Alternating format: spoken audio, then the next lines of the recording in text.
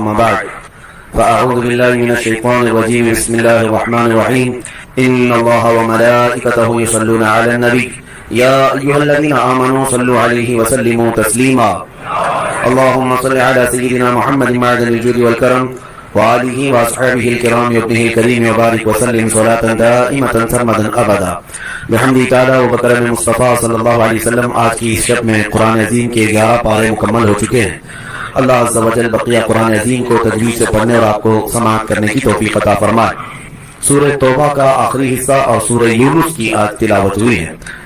سورہ توبہ میں جو مضامین آئے ہیں جیسے کہ میں نے کل بھی عرض کیا تھا، اللہ تبارک و تعالیٰ نے مشرکین سے قتال اور جہاد کے متعلق بھی حکم فرمایا، اور اللہ نے برات کا یہاں پر معنی فرمایا ہے کہ اللہ اور اس کے رسول کافروں سے اور مشرکوں سے بری ہیں. اور سورہ توبہ کے آخر میں منافقین کی دھوکہ دہی اور ان کے مسلمانوں کے درمیان رہ کر منافقت کرنے کے معاملات اللہ تعالیٰ نے بیان فرمائے، اور پھر سختی کے ساتھ حکم بھی یہ دیا گیا کہ کوئی منافق مر جائے تو اس کے لیے مغفرت کی دعا بھی نہ کی جائے. اللہ فرماتا ہے ان کے لیے 70 بار بھی کوئی استغفار کرے، بخشش کی دعا کرے، اللہ ہرگز انہیں نہیں معاف کرے گا. فلن یغفر اللہ لهم، ہرگز اللہ انہیں نہیں معاف کرے گا. اور یہاں تک کہ آیت میں ہے ولا تصلی علی احد منهم مات ابدا ولا تقم علی قبره، جب ان میں سے کوئی مر جائے تو اس کے اوپر نماز بھی نہ پڑھو اور نہ ان کی قبروں پر جاؤ، وہ اللہ کی لعنت میں گرفتار ہے. منافقین ہوتے کون ہیں؟ وہ طبقہ ہے جو بظاہر مسلمان نظر آتا ہے لیکن اندر سے کفر بھرا رہتا ہے. دشمنی رسول میں، دشمنی اسلام میں وہ گھٹتے رہتے ہیں، مرتے رہتے ہیں، لیکن اظہار مسلمانوں جیسا ہی کرتے ہیں. یہ سب سے خطرناک قوم ہے. ان کی مذمت میں قرآن میں بہت آیتیں آئی اور اللہ نے ان کی سزا میں فرمایا کہ وہ جہنم کے سب سے نچلے طبقے میں ہوں گے. ان المنافقین فی الدرک الاسفل من النار. اور ایک مرتبہ ایسا ہوا بھی، آج جو ہم نے پارہ تلاوت کیا ہے اس میں ذکر آیا ہے کہ منافقین جو ہے جب جہاد کی بات آئے گی تو لولے لنگڑے بہانے لے کر کے آئیں گے، اور ان کے پاس طاقت بھی ہوگی، قوت بھی ہوگی، لیکن وہ حضور اکرم صلی اللہ علیہ وسلم کے ساتھ جانے کو بہانے کرتے رہیں گے. اور جب مال غنیمت تقسیم ہوتا رہے گا تو اچھل کر کے آئیں گے مال لینے کے لیے. یہ منافقین کی علامات ہے. سختیوں کو وہ نہیں پسند کرتے. جب کوئی سخت کام ان کے پاس آئے تو وہ پیٹ پھیر کر چلے جاتے ہیں یا جی چرانے لگتے ہیں. اسی لیے دینی کاموں میں بڑھ چڑھ کر کے حصہ لو، کہیں ایسا نہ ہو کہ منافقین کی فہرست میں نام آئے. ظاہر سی بات ہے جو سچا مخلص مومن ہے وہ اللہ اور اس کے رسول کی طرف دوڑنے کی کوشش کرتا ہے، ورنہ جھوٹے مجنون بننے سے کوئی حاصل نہیں ہے. دعویٰ ہر کوئی کرتا ہے لیکن سچا وہی ہے جو مصیبتوں کے وقت ایمان پر کھڑا اترے اور ڈٹا رہے، جمع رہے. چاہے جیسی بھی مصیبتیں آئیں وہ ایمان پر اگر جمع ہے، اسلام پر اگر کھڑا ہے تو پھر وہ منافقین میں سے نہیں ہے، وہ سچے ایمان والوں میں سے ہے. حضور اکرم صلی اللہ تعالیٰ علیہ وسلم جنگ تبوک جا رہے تھے. اس وقت مدینہ طیبہ میں مسجد نبوی کو چھوڑ کر ایک اور مسجد بنائی گئی تھی. سنیے اس مسجد کا جو حکم آیا ہے، مسجد ضرار. ایک مسجد بنائی. یہ کون لوگ تھے؟ یہ وہی لوگ تھے جو حضور پاک صلی اللہ علیہ وسلم کے پیچھے نماز بھی پڑھتے تھے، کلمہ بھی پڑھتے تھے، مسلمان تھے دیکھنے میں. تو انہوں نے ایک مسجد بنائی اور یہ بہانہ کیا کہ ٹھنڈیوں میں، بارشوں میں وہاں دور سے مسجد نبوی تک آنے میں ہمیں بڑی دقت ہوتی ہے. یہ مسجد جو ہے تقریباً مسجد نبوی سے 5 کلومیٹر کے آس پاس ہوگی، بلکہ اس سے بھی کم فاصلہ ہوگا. تو ان کا کہنا یہ تھا کہ ہم اتنی دور سے اس مسجد میں آ نہیں سکتے، اس لیے اپنے ہاں ایک مسجد بنائیں گے. تو بنا تو لی انہوں نے چھوٹی سی مسجد، لیکن حقیقت میں اس مسجد کے بنانے کا مقصد صرف اور صرف مسلمانوں میں انتشار پیدا کرنا، فرقہ بنانا اور نبی پاک صلی اللہ تعالیٰ علیہ وسلم کے خلاف منصوبے بنانے کی ایک سیکریٹ جگہ تھی. پلاننگ کرنے کے لیے ایک الگ سی جگہ چاہیے تھی، بنا لیا انہوں نے. اور پھر آ کر کے حضور اکرم صلی اللہ تعالیٰ علیہ وسلم سے یوں عرض کرنے لگے کہ یا رسول اللہ صلی اللہ علیہ وسلم آپ تشریف لائیے اور ہماری بنائی ہوئی نئی مسجد میں آپ نماز پڑھا دیجیے تاکہ آپ سے برکت بھی رہے اور ہماری مسجد شاد و آباد رہے. ہم تو صرف اس لیے بنائے ہیں کہ ٹھنڈیوں میں، بارشوں میں، موسموں کی سختیوں میں یہاں تک آنے میں ہمیں دقت ہوتی ہے. نبی پاک صلی اللہ تعالیٰ علیہ وسلم نے منظور فرما دیا اور فرمایا تبوک سے واپسی کے وقت وہاں پر نماز پڑھا دی جائے گی. لیکن اللہ تعالیٰ نے وحی کے ذریعے نبی کرم صلی اللہ تعالیٰ علیہ وسلم کو ان منافقین کی ساری چالوں اور ان کے منصوبوں کو بتا دیا. اللہ کے حبیب صلی اللہ تعالیٰ علیہ وسلم کو جب خبر ہوئی کہ یہ منافقین صرف اور صرف منصوبہ بندی کے لیے، پلاننگ کے لیے ایک اڈا بنا ہے، مسجد نہیں ہے، تو حضور نے آتے ہی اس مسجد کو جلا دینے کا حکم فرمایا. وہ مسجد نہیں ہے، نام کے لیے اس کو مسجد کہا جا رہا ہے، اور اس کو ختم کر دیا گیا، ڈھا دیا گیا اور اس مسجد کو اکھاڑ دیا گیا۔ پتا یہ چلا، قرآن میں اللہ فرماتا ہے کہ مسجد کون سی ہے؟ اللہ فرماتا ہے لمسجد اسس علی التقوی من اول یوم احق ان تقوم فیہ، وہی مسجد ہونے کے لائق ہے جس کی بنیاد میں ہی تقوی رکھا گیا ہو، اللہ اس کی رضا شامل ہو، وہی اصل مسجد ہے۔ اور وہ مسجد نہیں ہے جو خرافات کے لیے بنائی گئی تھی، جس کو کہتے ہیں لیل کی مسجد، صرف اور صرف پلاننگ کے لیے اور منصوبے کے لیے بنائی گئی۔ اسی لیے میرے عزیزو، پتہ یہ چلا، حاصل یہ ہے کہ جہاں اللہ اور اس کے رسول کا ذکر ہو وہ مسجد ہے، اور جہاں میں اب ایڈ کر کے عرض کرتا ہوں اللہ کا ذکر تو ہوتا ہے لیکن رسول کے ذکر سے چڑ ہوتی ہے، وہ بھی کیسی مسجد ہے؟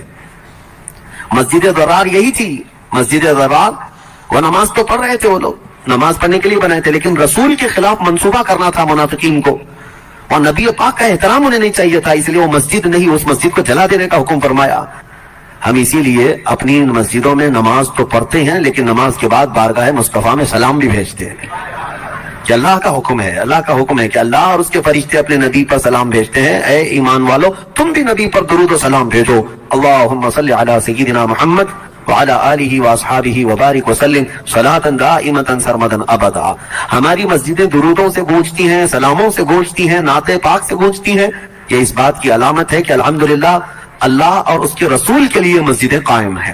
الحمدللہ مجھے ایک نوجوان سے چند دنوں پہلے کی بات ہے، بات چیت ہو رہی تھی، وہ کہے کہ میرا عصر کا وقت ہو گیا، کہیں سفر میں تھا یا کہیں پر، تو نماز پڑھنے کے لیے ادھر ادھر تلاش کر رہا تھا، تو ایک جگہ ملی، مسجد تھی، وہ کہتا ہے وہ مشکوک لگ رہی تھی، پتہ نہیں مسجد ہے کہ نہیں ہے، کس کی ہے، لیکن تھوڑی دیر کے بعد دل کو قرار آیا، نماز پڑھ کر کے آ گیا۔ کہا پاک جگہ نماز پڑھ سکتے ہیں، مسجد زمین اگر پاک ہے، نماز کا وقت ہو رہا ہے، نماز پڑھنا ہے، پڑھ سکتے ہیں۔ تو اس نے کہا نہیں، مجھے یقین ہو گیا تھا، اطمینان ہو گیا تھا۔ کہا کیوں؟ کہا کہ دیوار پر الصلاۃ والسلام علیک یا رسول اللہ لکھا ہوا تھا۔ الحمدللہ ہمارے بچے بھی اتنی شدھ بدھ رکھتے ہیں کہ جہاں کی دیواروں سے میرے مصطفیٰ کا سلام ہو وہ مسجد ہے، وہ مسجد ہے۔ میرے عزیزو، اس مسجد ضرار کا ذکر اس میں آیا ہے، آج ہم نے جو تلاوت کی ہے، یہ منافقین کی سازشوں کا اڈا تھا، اس کو ختم کر دیا گیا۔ حیرت کی بات میں آپ کو بتاؤں، قرآن نے جس کو مسجد تقوی کہا، یعنی وہ مسجد قباء ہے، مدینے میں موجود ہے، اور بعض مفسرین فرماتے ہیں وہ مسجد نبوی ہے کیونکہ اس کی بنیاد ہی تقوی کی بنیاد پر رکھی گئی، اللہ اس کے رسول کی رضا ہے۔ لیکن جس مسجد کو ڈھا دیا گیا، مسجد ضرار ختم کر دیا گیا، ان سعودیوں نے اس جگہ کو بھی آج محفوظ رکھا ہے، وہاں پر بھی ان لوگوں نے اس کی بھی حفاظت کر لی ہے۔ ہر ایک کو اپنے پرکھوں سے محبت ہوتی ہے، یہودیوں سے ریلیٹڈ چیزیں بھی انہوں نے سنبھال رکھی ہیں، لیکن میرے نبی سے ریلیٹڈ جو چیزیں تھیں اس کو چن چن کر کے ختم کر ڈالا۔ خیر، اور ایک ذکر اس میں آیا ہے 3 صحابہ کا، جنگ تبوک میں میرے آقا جا رہے تھے تو اعلان فرما دیا کہ سارے لوگ چلیں، سب کے اوپر حکم تھا۔ یہ جنگ تبوک کیا ہے؟ تقریباً مدینہ طیبہ سے 900 کلومیٹر دور ہے، اور ایسے حالات میں یہ جہاد کا اعلان تھا جب سخت گرمی کا موسم تھا، سفر لمبا، مسلمانوں کے پاس اس وقت مال کی کمی بہت تھی، اس کو جیش العسرہ بھی کہتے ہیں، تنگی والی جنگ، تنگ دستی والی جنگ۔ ایسے میں امتحان تھا سب کا، سب تو چل پڑے۔ نبی پاک صلی اللہ علیہ وسلم مدینے سے رخصت ہوئے، 3 صحابہ مدینے میں پیچھے رہ گئے۔ وہ تینوں صحابہ میں سے ایک حضرت کعب بن مالک، ایک حضرت مرارہ، ایک حضرت ہلال، یہ مخلص مومنین ہیں، صحابہ ہیں، منافقین کی بات نہیں کر رہا ہوں، سچے صحابی رسول ہیں، لیکن پیچھے رہ گئے، فوج میں شامل نہیں ہو سکے۔ حضور پاک صلی اللہ علیہ وسلم کے ساتھ جانا تھا لیکن جا نہ سکے، سب جوان تھے، سب طاقت والے تھے، سب کے پاس حیثیت تھی، کیوں نہیں گئے؟ لیکن جہاد میں نہ جانے کے لیے کچھ عذر ہے، یا سخت بڑھاپا ہے، یا معذوری ہے، بیماری ہے، تو اس کو مستثنیٰ ہے، اس کے لیے ایکسیپشن ہے۔ لیکن جس کے پاس کوئی عذر نہیں تھا وہ گھر میں بیٹھا رہا۔ یہ 3 صحابہ ایسے تھے، ان کے پاس عذر تو نہیں تھا لیکن غفلت میں نہیں گئے۔ کس طرح کی غفلت؟ یہ سوچتے ہوئے کہ ابھی مدینے میں ہی ہے، صحابہ حضور کے ساتھ جا رہے ہیں، اٹھ کر کے شامل ہو جائیں گے، جیسے پیچھے کھڑے رہتے ہیں ابھی امام صاحب تو قرات کر رہے ہیں، رکوع میں جانے کو شامل ہو جائیں گے، امام صاحب تو قرات کر رہے ہیں، رکوع میں جانے کو شامل ہو جائیں گے۔ لیکن ہوا یہ کہ تھوڑی دیر کے بعد اور سستی آئی، اور سستی آئی، پھر مدینے سے بھی حضور نکل گئے، صحابہ بھی چلے گئے، یہ سوچتے رہ گئے کہ ابھی باہر ہی تو گئے ہیں، نکل کر کے شامل ہو جائیں گے، مدینے سے باہر کتنی دور ہے؟ دوڑ کر کے شامل ہو جائیں گے. پھر سو گئے اور قافلہ چل پڑا. یہ ہمارے ساتھ بھی ہو سکتا ہے اور ہوتا بھی, اور ہم بہت ساری بڑی بڑی چیزیں کھو جاتے ہیں, نمازیں کھو جاتے ہیں, بہت ساری چیزیں ایسی غفلت کی وجہ سے ہوتی ہیں. بہرحال وہ صحابہ کرام سے رہ گئے اور نبی پاک صلی اللہ علیہ وسلم کا قافلہ اتنا دور چلا گیا کہ یہ دوڑ کے بھی نہیں پکڑ سکے, مدینے میں ہی رہ گئے. جنگ تبوک حضور صلی اللہ علیہ وسلم تشریف لے گئے. وہ اللہ کے نبی کی نظر ہے, ہر صحابی کو جانتے تھے. آج جو سلام بھیجتا ہے امتی, میرے آقا فرماتے ہیں اس کو میں اس کے باپ کے نام سے پہچانتا ہوں. تو جو اس زمانے میں صحابہ تھے, کیا حضور ان کو نہیں جانتے تھے کہ کون حاضر ہے کون غائب ہے؟ جنگ میں حاضر ہونے کے بعد حضور نے پوچھا کعب بن مالک کہاں ہے, مرارہ بن ربیع کہاں ہے, ہلال بن امیہ کہاں ہے؟ صحابہ نے کہا یا رسول اللہ صلی اللہ علیہ وسلم شروع سفر سے وہ ہمارے ساتھ شامل نہیں ہوئے, وہ آئے نہیں. کہا وجہ کوئی؟ کہا کسی کو خبر نہیں. خیر جنگ ہوئی, واپس تشریف لائے میرے آقا مدینہ طیبہ. لمبا سفر ہوتا تھا, 900 کلومیٹر معمولی نہیں ہے, اس وقت پیدل سفر ہوتے گھوڑوں پر اور اونٹوں پر. جنگ کے بعد جب واپس تشریف لائے میرے آقا صلی اللہ علیہ وسلم مدینے میں, آتے ہی ان تینوں کو بلوایا. کہاں ہیں یہ تینوں؟ آپ لوگ دین کے کاموں کو ہلکے میں لیتے ہو اور آپ کو لگتا ہے کہ ناموس رسالت کے لیے کھڑا ہونا یہ صرف کسی مولوی کا کام ہے یا کسی مفتی کا کام ہے, کسی مبلغ کا کام ہے. یعنی ہر ایک پر ذمہ داری ہے. 3 نہ جاتے تو کیا فرق پڑتا, ہزاروں صحابہ تو چلے گئے تھے اور جنگ بھی فتح یاب. لیکن واپس آنے کے بعد میرے آقا صلی اللہ علیہ وسلم نے سرزنش فرمائی, بلوایا, تینوں آئے. یہ پوری حدیث بخاری شریف میں اس کی روایت کرنے والے خود حضرت کعب بن مالک ہیں جو پیچھے رہ گئے تھے. وہ خود ہی اس حدیث کے راوی ہیں, انہوں نے خود اپنا واقعہ بیان کیا ہے کہ کیسے کیسے کیا کیا ہوا تھا. پھر نبی پاک صلی اللہ علیہ وسلم جب بلائے تو تینوں صحابہ کہتے ہیں, تینوں حضور جب ہمیں طلب کیے تو سب سے پہلی چیز یہی پوچھنے والے تھے کہ کیوں نہیں آئے. وہ کہتے ہیں ہم نے سوچا کہ کچھ ہیلا کر لیتے, کچھ بہانہ کر لیتے کسی بیماری کا یا کسی عذر کا. پھر وہ کہتے ہیں اس سے کیا بہانہ کرے جو دلوں کے حالات کو بھی جانتا. سچ سچ کہہ دیا یا رسول اللہ صلی اللہ علیہ وسلم, غفلت کی وجہ سے نہیں آ سکے, سستی, ہم غفلت کی وجہ سے پیچھے رہ گئے. قرآن نے یہی اس میں بیان کیا ہے کہ منافقین پیچھے تو رہ جاتے ہیں لیکن جب پوچھا جائے تو ہیلے بہانے کرتے ہیں, سچ نہیں بولتے. لیکن مخلص مومنین کا حال یہ ہے, قرآن کہتا ہے ان سے غفلت ہوئی تو بارگاہ مصطفیٰ میں آ کر یہ نہیں کہتے کہ بیوی پکار رہی تھی, بچہ بیمار تھا, ہمیں تکلیف تھی, نہیں, آ کر سیدھے کہہ گئے کہ یا رسول اللہ غفلت ہو گئی ہم سے, کاہلی سے. دوسرے صحابی سے پوچھا, انہوں نے بھی کہا یا رسول اللہ سوچتا رہا شامل ہو جاؤں, نہیں شامل ہو سکا, یہ میری غفلت ہے, میری خطا ہے. تیسرے صحابی نے بھی یہی کہا کہ غفلت ہے. پتا تھا ان کو کہ سزا ہو سکتی ہے. یاد رکھو سزا کے ڈر سے کبھی جھوٹ مت بولو, ایک جھوٹ کو چھپانے کے لیے کئی جھوٹ گڑنے پڑتے ہیں. پھر نبی پاک صلی اللہ تعالی علیہ وسلم نے اعلان کیا فرمایا, دوسرے سارے صحابہ تھے مسجد نبوی میں, سب سے کہا اس وقت تک ان سے کوئی بات چیت مصافحہ سلام کلام نہیں کرے گا جب تک ان کے متعلق اللہ کا کوئی حکم نہیں آ جاتا. میں خود ان سے کوئی بات نہیں کروں گا. نبی پاک صلی اللہ علیہ وسلم نے فرمایا. یہ بائیکاٹ, اس طرح کا بائیکاٹ کس بات پر تھا؟ سستی اور کاہلی کی وجہ سے نہ آنے پر. آج لوگ ہزاروں ہیلے بہانے تلاش کر رہے ہیں میرے مصطفیٰ کے نام پر کھڑے ہونے کے, اور وہ بھی لولے لنگڑے بہانے ہیں. ایسی آج کسی کی نوبت نہیں آئی ہے کہ اس کی گردن پر تلوار رکھ دی گئی ہو کہ اگر حق بولے گا تو کاٹ دی جائے گی, نہیں ہے. اگر ایسا ہوتا تو آپ کا یہ کم ظرف آدمی اور کم علم آدمی اتنا نہیں چیخ رہا ہوتا, اتنا نہیں چلا رہا ہوتا. ہم جتنا بول رہے ہیں الحمدللہ ہم جانتے ہیں اللہ اس کے رسول کی رضا کے لیے بولتے ہیں. جب تک اللہ نے آزادی عطا کی ہے حق بات بولتے رہو, اور سب سے بہترین اور افضل جہاد یہی ہے ظالم بادشاہ کے آگے حق کلمہ بیان کرنا. آج نہ جانے کتنے ہیلے بہانے ہیں, کتنے بہانے ہیں. مجھے پتا ہے 1-2 سال پہلے پتہ نہیں کیا کیا چیزیں پیش کر دی گئی تھی ہمارے خلاف. ہم نے صرف اتنا کہا تھا ناموس رسالت کے لیے ہر مسلمان کھڑا رہے گا, میرے آقا کی عزت کی بات ہے. تو کچھ لوگوں نے یہ بتایا کہ حالات ایسے بگڑے ہوئے ہیں, آپ پوری قوم کو آگ میں جھونک رہے ہیں, امت کو تکلیف میں ڈالنا یہ کہاں سے جائز ہے؟ میاں حق بات کے حصول کے لیے تکلیف میں جانا ہی پڑے گا. نبی پاک صلی اللہ تعالی علیہ وسلم کو بھی کیا تم الزام لگاؤ گے کہ جب ان کے پاس کچھ مال تھا ہی نہیں, تلواریں نہیں تھی, ہتھیار نہیں تھے, 313 نہتے صحابہ کو لے کر بدر میں کیوں چلے گئے؟ کوئی سوال کرے گا؟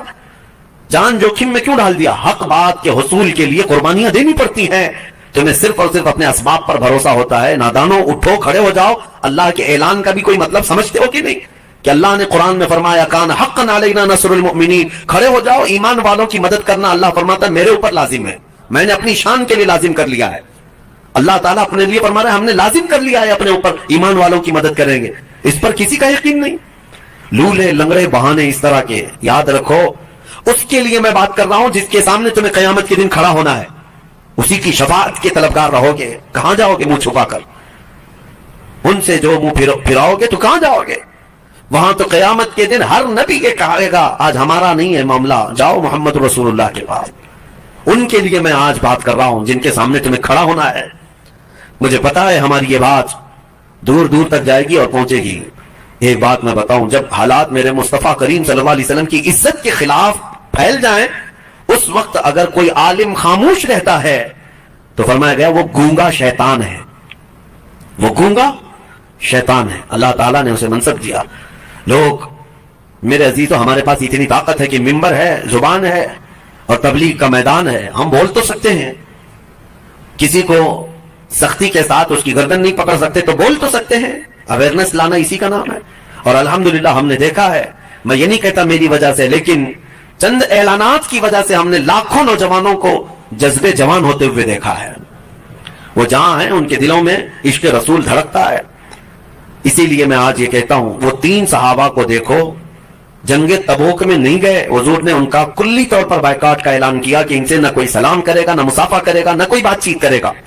40 دن گزر گئے، وہ آتے تھے مسجد میں نماز پڑھنے کے لیے، حضور ان کی طرف دیکھتے بھی نہیں تھے، ان سے کوئی ایک صحابی بھی بات نہیں کرتا تھا، حتیٰ کہ 40 دن کے بعد حضور نے دوسرا اعلان یہ فرمایا کہ ان کی بیویاں بھی ان کے ساتھ نہیں سوئیں گی۔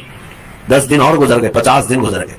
حضرت کعب بن مالک کہتے ہیں میں اتنا رویا تھا کہ مجھے زندگی اس سے زیادہ خطرناک کبھی نظر ہی نہیں آئی تھی۔ نہ کسی جنگ میں ڈرا تھا، نہ کسی بھیانک حالتوں میں میں خوفناک طریقے سے ڈرا تھا، کہیں بھی نہیں، لیکن یہ جو بائیکاٹ تھا یہ جان نکالنے والا تھا۔ زمین تنگ ہو گئی تھی، ہماری بیویاں ہم سے نہیں بات کرتی تھی کیونکہ سب رسول اللہ کی صحبت یافتہ ہیں، ان کے لیے فرسٹ پرائیورٹی حضور اکرم صلی اللہ تعالی علیہ وسلم کا حکم ہے۔ شوہر ہو اپنی جگہ پر، بھائی ہوگا اپنی جگہ پر، حضور کا حکم ہے نہیں بات کرنا ہے، سلام بھی نہیں۔ 50 دن گزر گئے، حضرت کعب کہتے ہیں رو رو کر کے میرے حلقے پڑ گئے تھے، اور اللہ کریم کی بارگاہ میں سچی توبہ کرتے رہے، مولا ہم نے دل میں کبھی تیرے نبی کو دھوکہ دینے کی کوشش نہیں کی، نہ ہی ہم نے کبھی اس طرح کی سوچا کہ حضور اکرم صلی اللہ علیہ وسلم سے پیچھے رہ جائیں گے، یہ ہماری سستی ہے، نفس کی کاہلی ہے، مولا تو معاف کر دے۔ ان صحابہ کے رونے پر مولا کریم رحمت والی آیتیں نازل فرمایا، اپنے حبیب صلی اللہ علیہ وسلم پر آیت نازل ہوئی، وعلی الثلاثة الذین خلفوا حتی اذا ضاقت علیہم الارض بما رحبت، اور وہ 3 لوگ جن پر زمین تنگ کر دی گئی تھی، اور ایسی تنگ ہو گئی تھی کہ ان کی سانس لینا ان کے لیے مشکل ہو گیا تھا، ثم تاب اللہ علیہم لیتوبوا، پھر جب وہ اللہ کی طرف لوٹ آئے تو اللہ بھی ان کی توبہ قبول کر لیا۔ ان اللہ هو التواب الرحیم، بے شک اللہ سب سے زیادہ توبہ قبول کرنے والا، رحم کرنے والا ہے۔